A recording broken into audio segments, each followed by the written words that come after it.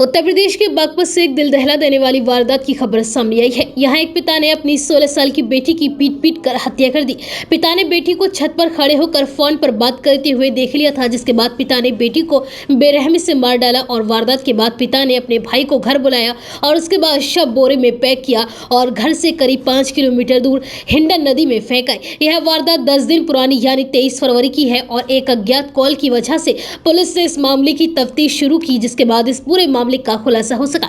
दरअसल वारदात चांदी नगर थाना क्षेत्र के पांची गांव की है। यहां 23 फरवरी की रात प्रमोद उपाध्याय घर पहुंचे। वह नशे में था। उसने देखा कि बड़ी बेटी जिया किसी लड़के से छत पर खड़े होकर फोन पर बात कर रही है। यह देखकर वह आग बबूला हो गया और उसने बेटी को बुरी तरह से पीटना शुरू कर दिया और उसने बेटी को इतना पीटा कि उसकी मौत हो गई। बेटी की हत्या के बाद उसे कुछ समझ नहीं आया तो उसने अपने पड़ोस में ही रहने वाले भाई को घर बुलाया, जिसके बाद वह भाई कार लेकर पहुंचा। वहां दोनों ने शव को कार में रखा और रात के अंधेरे में गरीब घर से 5 किलोमीटर दूर हिंडन नदी में शव फेंक दिया। बेटी के शव को नदी में फेंकने के बाद दोनों घर आकर आराम से सो गए। बेटी की हत्या के बाद भी घर में किसी तरह की कोई हलचल नहीं थी। पुलिस पूछताछ में पता चला है कि आरोपी पिता प्रमोद अगले दिन से ही अपनी ड्यूटी पर जा रहा था। जिया समेत प्रमोद के 6 बच्चे थे, 2 बेटे और 4 बेटियां और जिया सबसे बड़ी बेटी थी। वह 10वीं क्लास में पढ़ती थी। बाकी बच्चे भी सामान्य तरीके से रोजाना स्कूल जाने लगे। पत्नी अपने काम से बाहर निकलती थी। ऐसे में गांव में किसी को भी ज्यादा शक नहीं हुआ। हालांकि इस दौरान प्रमोद का परिवार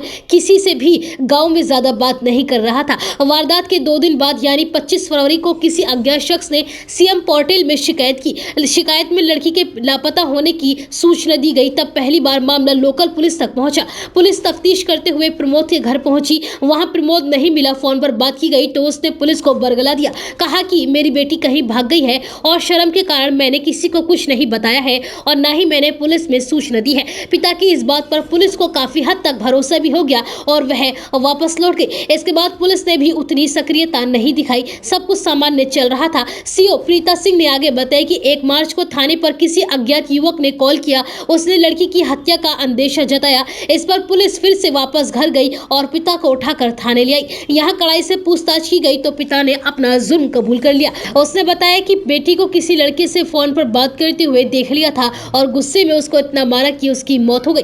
आरोपी पिता ने आगे बताया कि जिया 10वीं क्लास में पढ़ती थी। उसका पढ़ने में मन नहीं लग रहा था। सारे दिन फोन चलाती थी और किसी से फोन पर बात किया करती थी। उसे मैंने कई बार मना किया और वह फिर भी नहीं मानी। कुछ दिन पहले गांव के एक लड़के के साथ भी उसे मिलते हुए देखा था और उसे तब भी समझाया गया था और 23 फरवरी को फिर से वह उसी लड़के से फोन पर बातें कर रही थी और फिर मुझे गुस्सा आ गया तो मैंने उसे पीटना शुरू कर दिया और गुस्से में इतना मारा कि वह मर गई। इसके बाद भाई मोहित के साथ मिलकर शव को हिंडन नदी में फेंक आया और वापस घर आकर सो गया।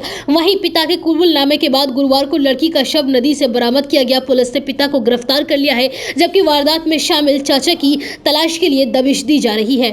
जिया उपाध्याय की बॉडी हमने चमरावल गांव के जंगलों में से हिंडन नदी के किनारे से बरामद कर ली है।